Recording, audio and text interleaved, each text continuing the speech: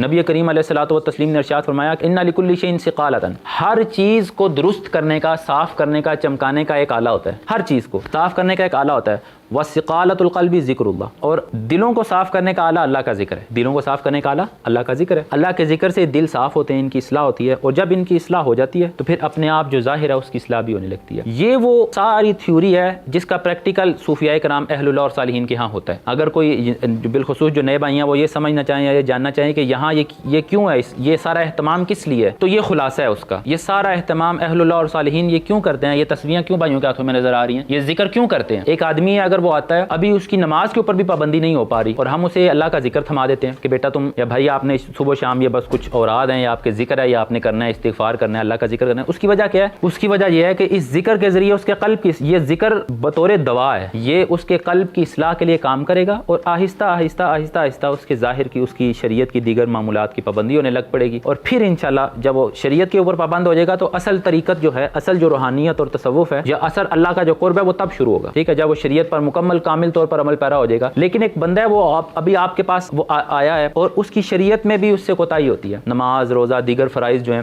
یا جو ممانعات اللہ نے چیزیں منع کر رکھی ہیں وہ کر بیٹھتا ہے۔ ابھی وہ اس سٹیج پر ہے، وہ آتا جائے گا، ہم اسے جتنا بھی کہیں، کون ایسا شخص ہے جس کو نہیں پتا کہ نماز فرض ہے؟ کوئی ایسا مسلمان ہے جو کسی مسلمان کے گھر پیدا ہوا اور اسے نہ پتا ہو کہ نماز فرض ہے؟ ایک آدمی میرے پاس آیا، میں جمعہ پڑھا رہا ہوں، میرے پاس لوگ آتے ہیں، میں اگر درس دے رہا ہوں اور میں انہیں بتا رہا ہوں نماز فرض ہے، نماز نہ پڑھنے کی یہ سزا ہے، نماز پڑھنے کی یہ جزا ہے، نماز فرض ہے، اللہ نے فرض کیا، قرآن میں اتنی بار حکم آیا، اتنے 100 بار اقیم الصلاۃ، اتنی 100 بار یہ سیگا، اتنی 100 بار یہ ہوا ہے، کس کو نہیں پتا کہ نماز فرض ہے؟ اس کی مثال میں آپ کو دیتا ہوں کہ میں ایک دو جمعہ پڑھا رہا تھا، جب جمعہ پڑھایا کرتا تھا تو ہمارے وہ سر کیسر صاحب جو مرشد ہیں وہ آئے، اور انہوں نے کہا آج آپ کے ساتھ جمعہ پڑھتے ہیں، تو وہ جمعہ پڑھنے کے لیے آئے، تو میں نے تقریر کی، گفتگو کی، انہوں نے بعد میں مجھے ملے اور کہا ماشاءاللہ آپ نے اچھی گفتگو کیا، لیکن ایک بات جو ہے نا آپ میری نصیحت یاد رکھیں، مریض کو یہ نہ بتائیں کہ وہ بیمار ہے۔ جو مریض ہوتا ہے نا وہ بڑی اچھی طرح جانتا ہے مجھے مرض کیا ہے۔ ایک شخص اگر بے نماز ہے نا، اس کو بہت اچھی طرح پتا ہے میں نماز نہیں پڑھتا، اس کو یہ نہ بتائیں کہ تم بے نمازی ہو، بے نمازی کی یہ سزا ہے۔ انہوں نے مثال دی کہ ایک مریض ڈاکٹر کے پاس آتا ہے، وہ کہتا ہے کہ مجھے کھانسی ہے، تو آپ کیا کہیں گے؟ اسے کھانسی کے نقصانات بتائیں گے؟ کیا یہ طریقہ ہوتا ہے علاج کرنے کا؟ اسے کھانسی کا علاج بتائیں گے۔ آپ کا کام ہے، آپ طبیب ہے نا، آپ طبیب بنے، آپ کا کام ہے کہ اس کو اس کے مرض کا علاج بتائیں، نہ کہ اس کے مرض کی اسے نقصانات بتائیں، اس کے مرض کی سنگینی سے اس کو آگاہ کریں، اور اس کے مرض کے اوپر آر دلائیں، تم تو ہو ہی بے نمازی، ہم سب بے نمازی ہو چکے ہیں، ہم یوں ہو چکے ہیں آج کے دور میں یوں۔ یہ طریقہ نہیں ہے۔ جب مریض آتا ہے تو اسے اس کے مرض کا علاج بتایا جاتا ہے، اسے تسلی دی جاتی ہے۔ آپ اہل اللہ اور صالحین کے ہاں عموماً جب آتے ہیں تو آپ کو بشارت سنائی جاتی ہے، ڈرایا نہیں جاتا، اوہ یوں ہو گیا ایسے، تم تو بڑے اللہ بڑا غفور الرحیم ہے۔ اللہ نے قرآن میں اپنے بندوں کو معلوم ہے کس انداز سے بلایا، آپ سنیں تو یقین کریں، تنہائی میں بیٹھ کے بندے کا رونے کا دل کرتا ہے کہ اتنا کریم مالک ہے میرا، اور میں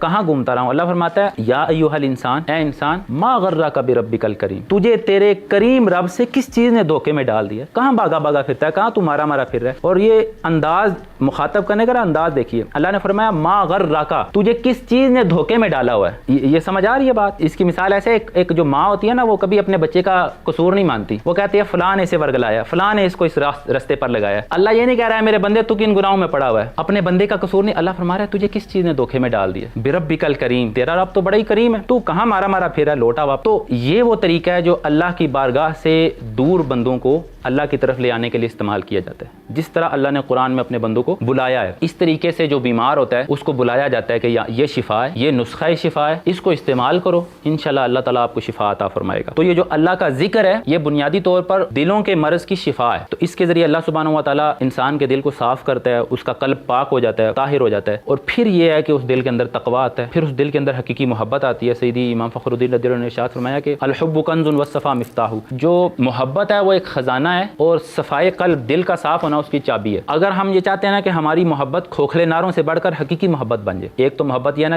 جس کا ہم دعویٰ کرتے ہیں کہ ہمیں غلام ہیں، رسول کے غلام ہیں، سیدی مرشدی یا نبی، غلامی رسول میں موت بھی قبول ہے، جو ہونا عشق مصطفیٰ تو زندگی فضول ہے۔ اس تک کے بے شمار نعرے ہیں جو ہم لگاتے ہیں، دعویٰ کرتے ہیں، یہ بنیادی طور پر دعوے ہیں، ہم دعویٰ کرتے ہیں، لیکن یہ دعوے اس بات کی دلیل نہیں ہے کہ ہمیں حقیقت میں محبت ہے بھی۔ ہمیں حقیقت میں محبت کب ہوگی؟ جب اللہ نے قرآن میں فرمایا قل ان کنتم تحبون اللہ فاتبعونی یحببکم اللہ، کہ اللہ نے فرمایا حبیب انہیں بتائیں اگر تمہیں دعوی محبت ہے، ان کنتم تحبون اللہ، اگر محبت کے دعوے ہیں تو پھر میری اتباع کرو، اس کا دعوی محبت قبول ہے، اس کے علاوہ بس محبت کے دعوے ہیں، اور اتباع قلب کی اصلاح کے بغیر ممکن نہیں ہے۔